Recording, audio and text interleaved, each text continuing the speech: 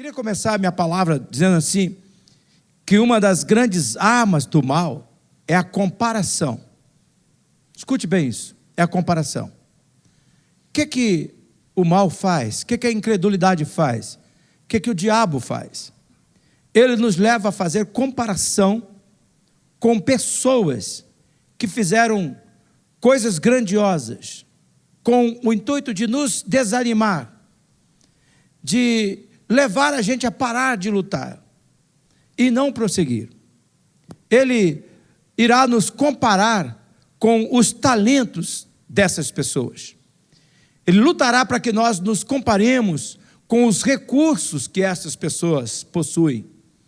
Ele vai lutar para que nós nos comparemos com a influência que essas pessoas têm. E então ele vai dizer assim: desista. Você nunca poderá ser igual àquela pessoa. Você nunca vai conseguir ser igual a ela. Você não vai ter a satisfação que ela tem. O mal vai lutar, irmãos e irmãs, para nós perdermos os olhos do fato que o que conta para Deus é o propósito que Ele tem para cada um de nós. Que essa questão da realização vai depender muito do propósito. E que quando nós cumprimos esse propósito, é que nós somos plenamente satisfeitos, sem necessidade de se comparar com ninguém. Agora, quando o mal não consegue nos fazer comparar com os pontos positivos das outras pessoas, então ele lutará para nos levarmos a nos compararmos com os erros das outras pessoas, com os fracassos das outras pessoas, com as escolhas erradas e com as tragédias pessoais daqueles que cederam pelo caminho. Ele vai dizer: olha, vai acontecer assim com você. Para que você vai lutar? Vai dar naquilo outro. E ele vai começar a nos assustar, para que nós paremos, para que nós desistamos, para que nós nos desanimamos. Mas a Bíblia, irmãos e irmãs, a Bíblia é um livro que aponta para a nossa vida, como manual de Deus para a nossa vida, que a postura que nós temos que ter é a postura da resistência. Diga aí, resistência. Essa é a postura que a Bíblia desenha para aquele que crê. Tanto que é verdade que em Efésios, no capítulo 6, no versículo 13, nós lemos: portanto, tomai toda a armadura de Deus, para que possais resistir no dia mau, e havendo feito tudo, ficar firmes. Eu oro neste momento, para que o Espírito Santo dê iluminação na sua mente, porque senão você não vai perceber a mensagem que Deus está escrevendo, senão você não vai notar aquilo que Deus está falando, para encorajar você. Talvez você não tenha notado, mas as canções que nós cantamos tinham uma mensagem de resistência, de encorajamento, para você não ceder, para você não parar na estrada. Deus está construindo esta mensagem, e aqui nesse texto, olha que preciosidade, para que você possa resistir o dia mau. E veja que o texto diz: havendo feito tudo, ficar firme. Não é desistir, não é parar, não é ceder. O texto diz com clareza que haverá dias maus, e que a única saída daquele que crê é resistir. A única saída dos que creem é não ceder aos ataques do diabo. Não duvide, dias maus fazem parte da vida daqueles que são escolhidos por Deus. E o que é que Deus espera? Ele espera que a gente se mantenha de pé, com a fúria do vento contrário batendo, os vendavais soprando, mas de pé, resistindo, crendo nele, confiando nele. Quando eu olho para a Bíblia, eu vejo muitos homens fantásticos, mas um deles que eu admiro muito é Pedro. E esse Pedro, ele afirma em 1 Pedro capítulo 5, versículo 9, na primeira epístola no capítulo 5, no versículo 9, ele diz assim: ao qual resisti firmes na fé. Veja a resistência. Resistir firme na fé. Na sequência ele diz: sabendo que as mesmas aflições, as mesmas lutas que você está passando, os mesmos problemas que você está enfrentando, também está acontecendo entre os vossos irmãos no mundo. Entre aqueles que creem no mundo. Sim, a resistência, ela é uma postura que todo servo de Deus, que toda serva de Deus precisa ter. Por isso, é dever de cada um de nós trabalharmos a nossa resistência. Quando eu operei meu joelho, passou uns 15 dias, 20 dias, eu voltei no médico. Falei, vem aqui, doutor. Eu operei para não ter dor.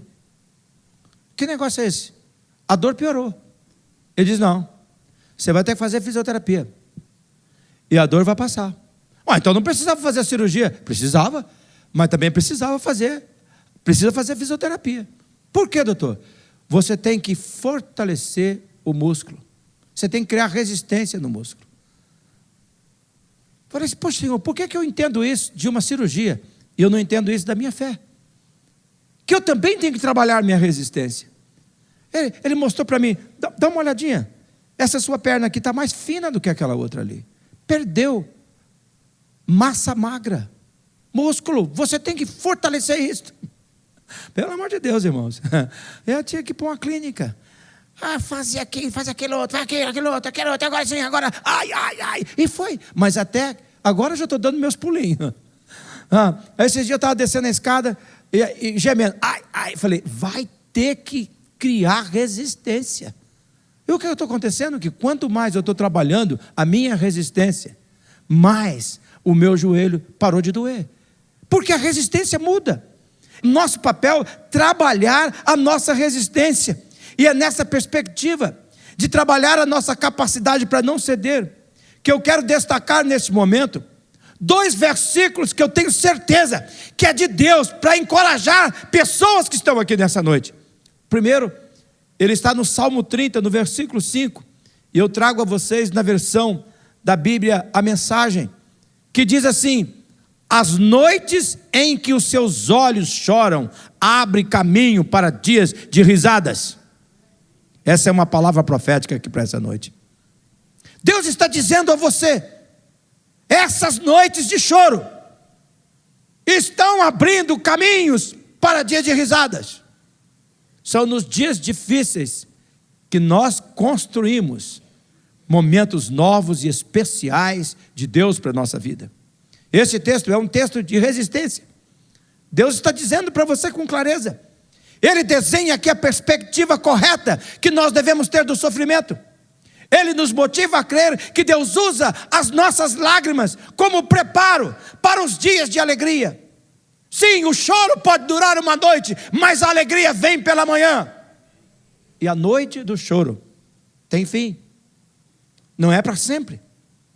De maneira, meus irmãos, que eu acredito que é verdade o que Salomão registrou, e aqui vai o segundo texto, que eu acredito como palavra profética às pessoas aqui nessa noite, que Salomão escreveu em Eclesiastes capítulo 7, versículo 3, que diz assim: as lágrimas no rosto limpa o coração. Deus está dizendo aqui a mulheres aqui nessa noite, a homens aqui nessa noite: meu servo, minha serva, solte essas lágrimas no seu rosto, deixa molhar o seu rosto, porque tenha certeza, essas lágrimas vão limpar o seu coração. Esse choro que você derrama, a alma que você está abrindo na minha presença, diante de mim, pode ter certeza, essas lágrimas vai trazer benefício para o seu coração. Haverá momentos na vida que nós teremos que escolher não ceder a determinados relacionamentos. Guarde bem isto. Não ceda à sedução dos relacionamentos sem Deus. E aqui eu falo amorosamente, mas com autoridade. Existem pessoas que estão literalmente estragando a vida. Existem pessoas que estão perdendo as oportunidades divinas. Existem pessoas que estão destruindo as possibilidades da existência. Estão acumulando sobre si peso de dor. Estão acumulando sobre si lágrimas. Existem pessoas construindo trajetórias de remorsos, trajetórias de sofrimento, amontoando consequências terríveis para um futuro próximo, por ceder a determinados relacionamentos, por não escolher com quem anda. A Bíblia é muito clara sobre essa necessidade de nós trabalharmos a nossa resistência. Em Provérbios, no capítulo 1, no versículo 10, está claro: meu filho, se os maus tentarem seduzi-lo, não ceda.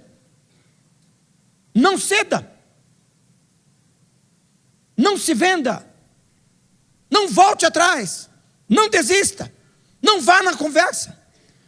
Quando nós damos ouvido às pessoas que não levam a sério aquilo que Deus diz, que a Bíblia diz, nós passamos a proceder como essas pessoas. E sabe o que acontece? As más companhias, como diz 1 Coríntios capítulo 15, versículo 33, ela corrompe, ela destrói os bons costumes. Aquela menina tão delicada, aquele menino tão educado, começa a sofrer alteração, porque as más companhias corrompem. Aquela moça, aquela jovem senhora com tanto potencial, aquele rapaz, aquele senhor com tanto potencial, começa a se corromper. E passa a ceder na vida. Por quê? Porque as más companhias, elas destroem os bons costumes. O texto é claro, não ceda.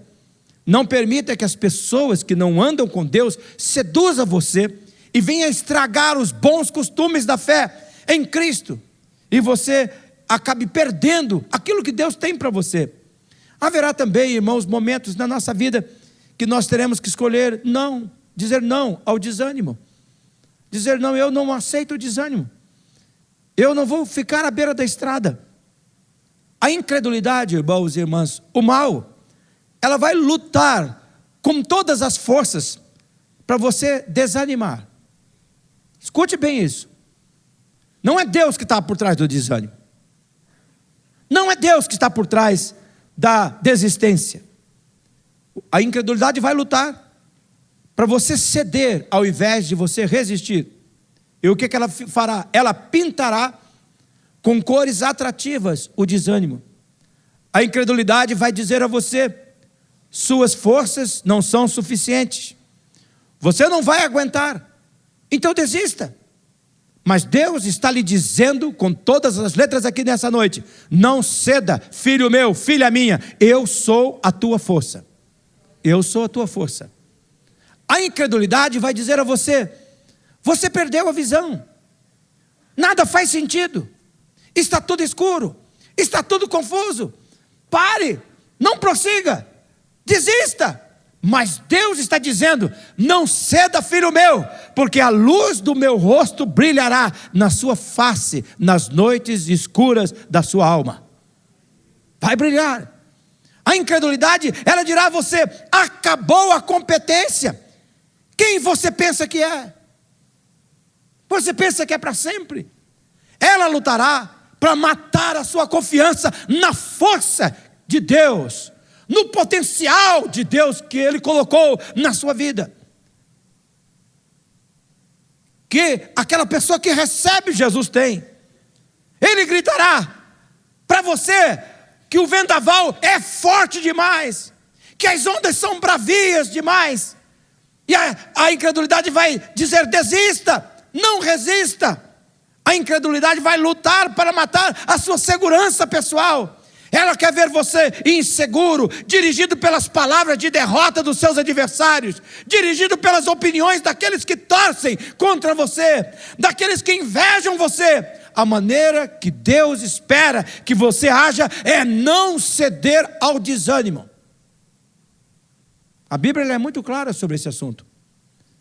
Em 2 Coríntios, no capítulo 4, no versículo 16 ao versículo 18, olha o que está escrito: por isso, não desanimamos.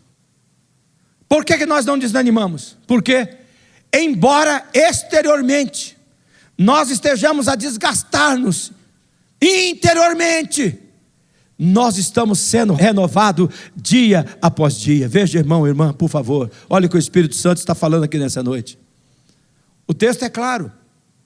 A luta é grande. Ela pode até desgastar-nos. Talvez possa até atingir o nosso corpo. Talvez pode atingir a nossa saúde. Mas por dentro, meus irmãos, o poder de Deus está agindo em nós, nos renovando. Nos renovando, o poder dele está nos renovando. Por que nós não devemos ceder? O texto prossegue no verso 17. Nós não devemos ceder, pois os nossos sofrimentos, eles são leves e momentâneos. E eles estão produzindo em nós, para nós, uma glória eterna que pesa mais do que todos eles. Ele diz: vale a pena você aguentar o sofrimento, porque as lágrimas do rosto limpam o coração, e o que ele está produzindo vai ser demais. Essas noites de tristeza estão construindo dias de muitas risadas, de muita alegria. O choro pode durar uma noite, mas a alegria vem pela manhã. Deus é claro. Se o desânimo vai fazer o quê? Ele fará sua luta parecer maior, parecer insuportável. Mas a incredulidade, ela está errada, não é verdade. Se nós compararmos o que Deus está fazendo em nós e por nós, usando as lutas da vida, diz o texto que esses sofrimentos serão leves, momentâneos, serão vistos como insignificantes quando as manhãs de risada surgirem na sua vida. Por isso, no verso 18, a Bíblia nos orienta como não ceder ao desânimo. Olha no verso 18, como é que a gente então não cede ao desânimo? Assim, nós fixamos os olhos naquilo que se vê, não naquilo que se vê. Vou ler de novo. Assim fixamos os olhos, não naquilo que se vê, mas no que não se vê, pois o que se vê é transitório. Essa noite de lágrima é transitória. Esse período de aparente derrota é transitório. Mas o que não se vê é eterno. Aquilo que eu estou construindo é eterno. Em outras palavras, Deus está dizendo: não ceda. Não deixe que as circunstâncias passageiras definam sua vida. Coloque os seus olhos nas promessas de Deus. Hoje pela manhã, bem cedinho, eu estava orando com a minha esposa e depois colocamos uma música.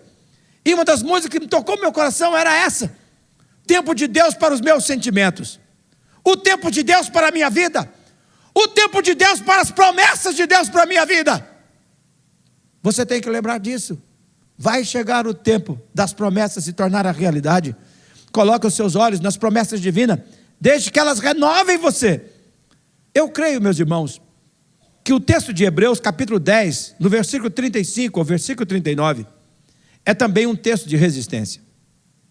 Deixa eu fazer um pano de fundo para chegar nesses textos. Em todo o capítulo 10 da Bíblia, o texto de Hebreus 10 está nos exortando a não desistir, a não ceder. Ele nos encoraja a não abandonar a nossa congregação, a considerar o sofrimento daqueles que são fiéis a Deus. Ele nos encoraja a pensar na alegria que Deus concede aos que estão dispostos a sofrer por Cristo. E nos versículos que leremos, a Bíblia apresenta uma lista de atitudes que nós devemos tomar diariamente, para nós não desistirmos, para nós não desanimarmos, para nós não cedermos. Eu quero ler com você esse texto. Por favor, leia comigo, começando pelo versículo 35. Por isso, leia em voz alta. Por isso, não abra mão da confiança que vocês têm. Ela será ricamente compensada. Olha o verso 36.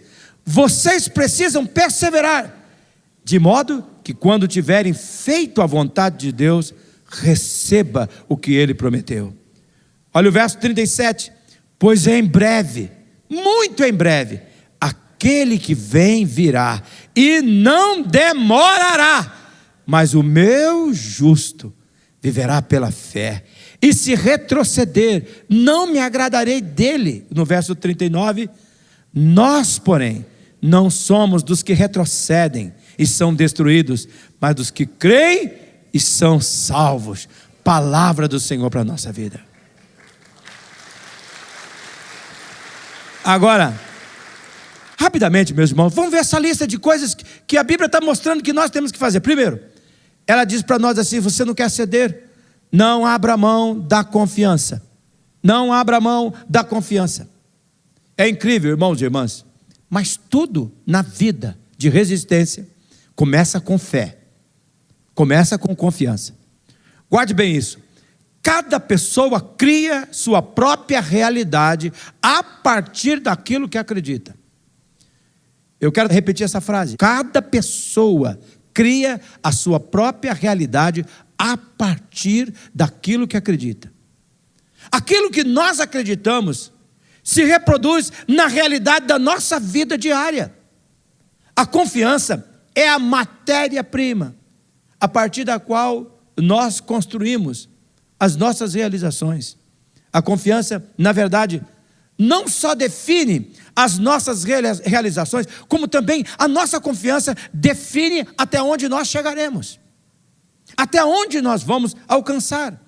Por isso, para não ceder, você precisa investir na sua confiança, você precisa focar na sua fé. E o verso 35 é muito claro. Olha o que diz o verso 35 que nós lemos ainda há pouco. Portanto, não abram mão da sua firme confiança. Deus está dizendo aqui hoje à noite: marido, não abra mão da sua confiança. Esposa, não abra mão da sua confiança. Continue crendo. Eu sou o teu pastor e nada lhe faltará. Eu cuido do teu desprezo. Eu cuido daqueles que machucam você.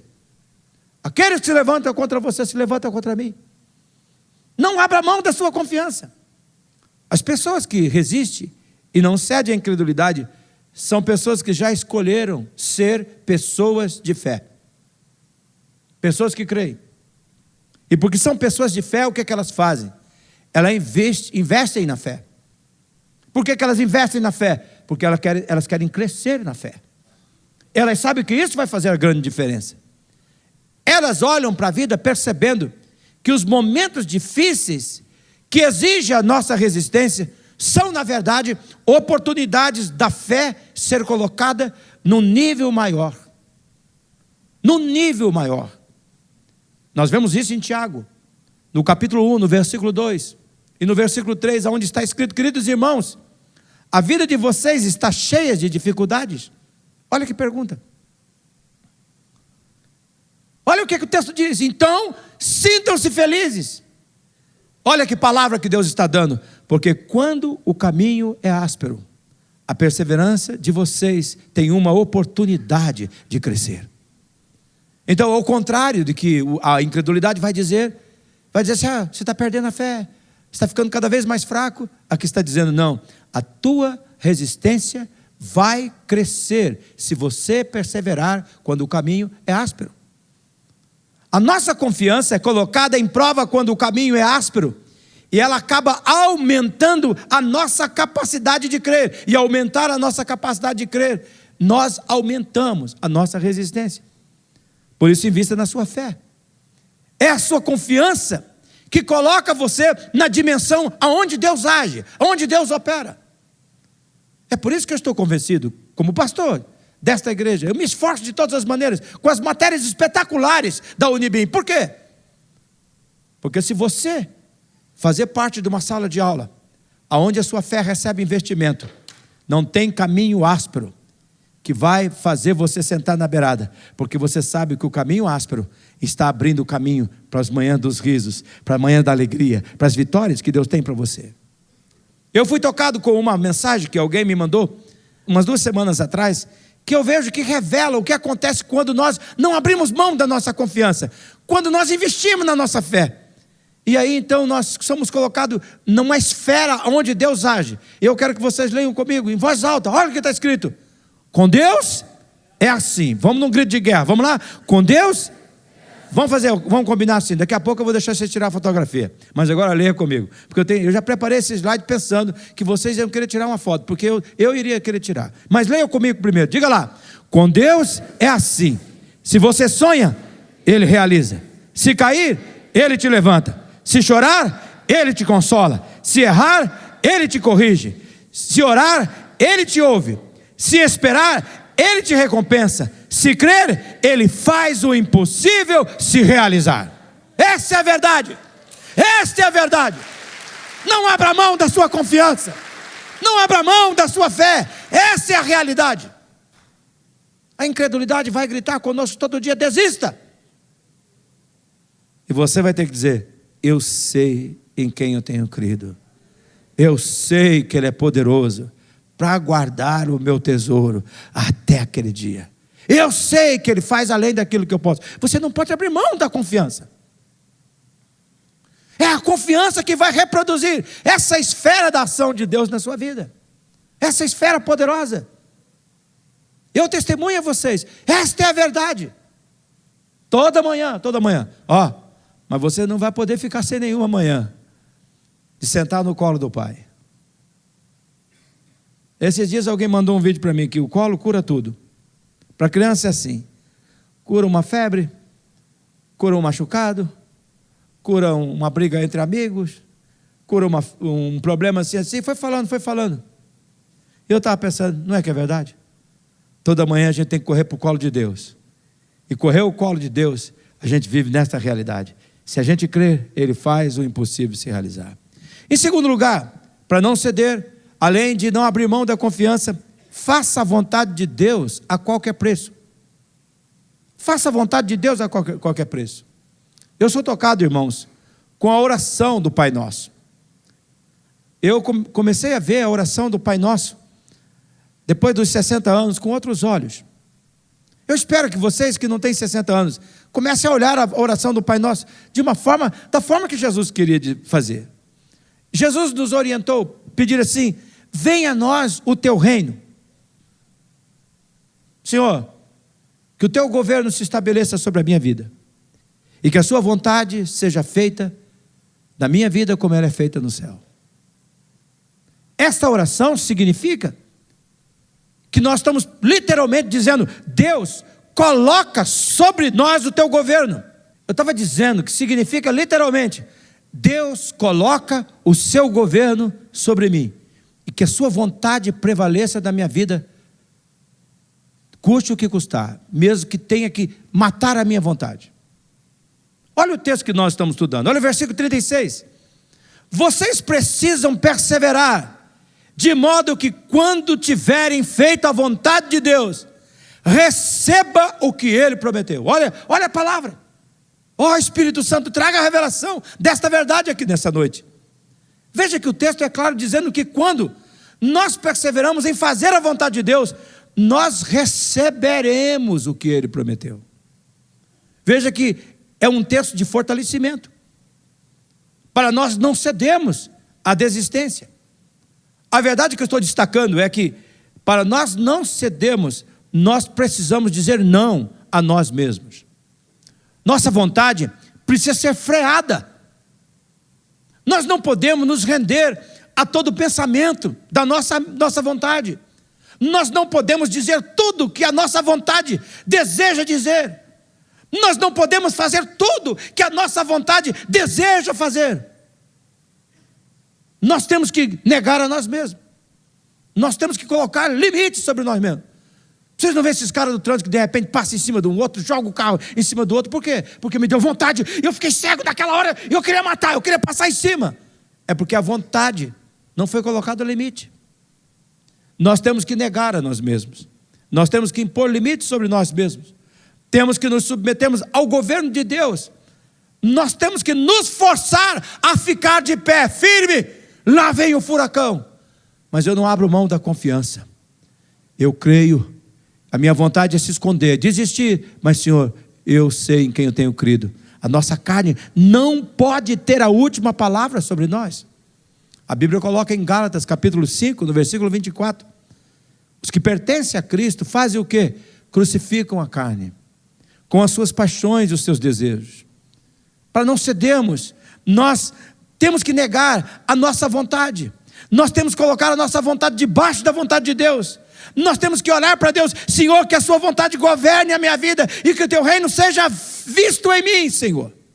De tal maneira que eu fique contente com o suficiente, aquilo que o Senhor me dá para cada dia. E ó Senhor, que esse suficiente enche o meu coração de tanta alegria, de que eu olhe as tentações não como oportunidade para cair, mas como oportunidade para prevalecer. De tal maneira, Senhor, que eu perdoe aqueles que me machucam, da mesma maneira que eu sou perdoado pelo Senhor. E assim, teu será o poder, teu será o reino, agora e para sempre. Em terceiro lugar, para não cedermos, nós temos que pensar na recompensa da confiança. Veja aqui, meus irmãos, nós não podemos abrir mão da confiança.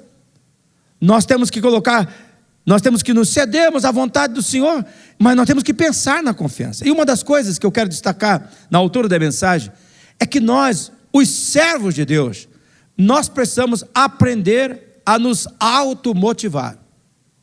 automotivar. É nesse ponto que o nosso texto é muito claro. Ele afirma que nós temos que confiar, que nós temos que fazer a vontade de Deus, mas veja o versículo 35. Não esqueça do que está registrado nesse versículo. Está escrito assim: haja o que houver, não deixe desfalecer esta confiança feliz no Senhor. Lembre-se da recompensa que vocês têm. Olha que texto tremendo. A mensagem aqui é muito clara. Não ceda, fica firme, não desista, haja o que houver. E para você não esmorecer, sabe o que você faz? Fique de olho na recompensa daqueles que perseveram, daqueles que não cedem, daqueles que não sentam na beira da estrada. Você tem que aprender a se automotivar, pensando na recompensa. Que recompensa é essa? Eu sou impactado com o que diz Tiago capítulo 1, versículo 12. Feliz é o homem que persevera na provação, porque depois de aprovado, receberá a coroa da vida que Deus prometeu aos que o amam. Olha essa palavra. Pega esse texto para o seu coração, para a sua vida, para a sua casa, para o seu lar. Está aqui. Deus está dizendo: feliz é o homem que persevera na provação. Não é aquele que não é desprezado, não é aquele que não é deixado de lado, não. Não é aquela que foi abandonada ou desprezada, não, mas aquele que persevera. Eu não abro mão da confiança. A vontade de Deus vai se cumprir na minha vida. É esses que Deus está dizendo: você tem que se motivar pensando, você vai receber a coroa da vida, que vale muito mais do que as coisas transitórias deste momento. Por favor, irmão, em nome de Jesus, não ceda. Não ceda, não ceda. Em quarto lugar, para não ceder, promova alegria no coração de Deus. Promova alegria no coração de Deus. Eu acho incrível, irmãos, o desfecho do texto de Hebreus capítulo 10. Ele mostra que além da recompensa, o motivo maior para nós não cedermos é o motivo que também vai gerar em Deus algo, que é provocar a alegria no coração de Deus. Deixa eu dizer uma coisa com muita clareza: Deus vê a sua decisão de não desistir, de perseverar, como um prazer para Ele. Gera alegria no coração dele. Ah, que filho maravilhoso, que filho, ó. Ah, quanta luta, quanta tribulação, mas não desiste. Está ali, ó. Ah, chora um pouco, dali a pouco o choro é trocado por alegria. É louvor, é adoração. Olha como é que corre para a minha palavra, olha como é que dobra o joelho, olha como é que está junto com o meu povo, orando, clamando, está na linha da frente. Olhe comigo o versículo 38 do texto que nós estamos estudando. Veja o que diz o texto: mas o meu justo viverá pela fé, e se retroceder, eu não me agradarei dele. Então, se você colocar esse texto na outra forma, se você perseverar, eu vou me alegrar nele. Eu vou ter prazer nele. O texto nos revela que Deus tem prazer na nossa postura de não ceder. Deus vê a nossa perseverança como prazer, como alegria do seu coração. E aqui, irmãos, por favor, é um momento importante do nosso culto. Deus se dá por satisfeito quando Ele vê um filho dele na linha de frente da batalha. Eu me lembro de um hino que nós cantamos: eu quero estar com Cristo, onde a luta se trava, do lance imprevisto, na frente me encontrar, até que eu possa ver na glória, se alegrando da vitória, onde Deus vai me coroar. Deus tem alegria. Eu quero colocar essa frase, e aqui ó: Deus não nos avalia pelas vitórias conquistadas, mas pelas batalhas travadas. Deus não nos avalia pelas vitórias conquistadas, mas pelas batalhas travadas. Olha o que Deus está dizendo para você hoje, nesse momento. Não ceda. Deus está dizendo: não são as vitórias que você consegue, é a luta que você tem. Sabe o que Ele está dizendo? Eu considero como sucesso não aquilo que você realiza, mas a oposição que você enfrentou, a coragem que você demonstrou contra as dificuldades esmagadoras da vida. É isso que eu avalio você. Vou repetir de novo: Deus considera o nosso sucesso não pelo que realizamos, mas pela oposição que enfrentamos e pela coragem que nós demonstramos na luta contra as dificuldades esmagadoras. Por isso, irmão, não ceda. Enfrente a vida através da fé, viva por fé, lute por fé e espere no seu Deus até o fim pela fé. É essa batalha que ele considera. Para terminar minha palavra, defina o resultado que você deseja na vida. Para não ceder, nós precisamos escolher não renunciar à nossa confiança. Não abra mão da confiança. Você tem que fazer a vontade de Deus a qualquer preço. Você tem que pensar na recompensa que Deus está preparando. Você tem que promover a alegria no coração de Deus. E ainda você precisa lembrar que o resultado da nossa vida é também uma escolha de perseverança. Olha o versículo 39. Nós, porém, não somos dos que retrocedem e são destruídos, mas dos que creem e são salvos. Veja, meus irmãos, que esse texto, primeiro, ele nos faz lembrar da nossa identidade. E ele está dizendo assim, ó, você é filho de Deus. Se você é filho de Deus, você é parte da família de Deus. Se você é parte da família de Deus, você é herdeiro de Deus em Cristo Jesus. Nós não somos do tipo de pessoas que retrocedem. Nós não somos do tipo de pessoa que volta atrás, que dá as costas. Não, de jeito nenhum. Nós somos da tribo das pessoas que não fogem da batalha. Eu gostei demais. Essa é a verdade do meu coração. Qual é a tua tribo, Jacó? Eu sou daquela tribo que não volta atrás. Daquela que persevera. Daquela que morre na batalha. Nós somos do tipo de pessoa que pegou a estrada com Jesus, que já definimos o nosso destino. Nós já sabemos, como afirmou Jesus em Lucas capítulo 9, no versículo 62, que ninguém que põe a mão no arado e olha para trás é apto para o reino de Deus. Nós somos do time daqueles que ficam firmes. Nós não somos do time que retrocedem e são destruídos. Mas nós já escolhemos a nossa tribo. Nós fazemos parte da tribo que tiveram as suas vestes lavadas no sangue do Cordeiro. No sangue do Cordeiro.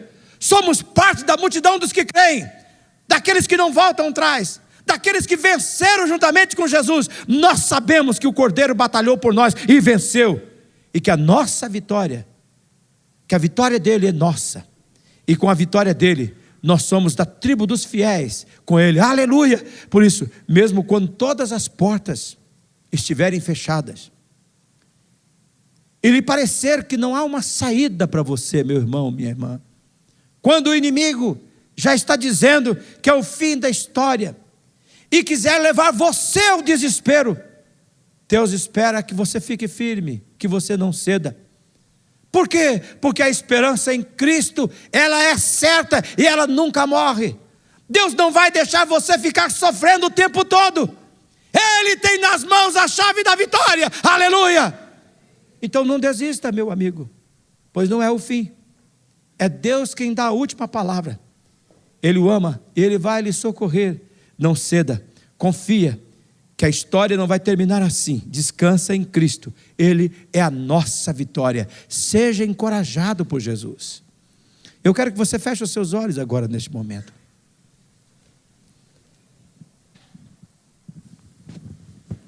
Eu quero orar por você.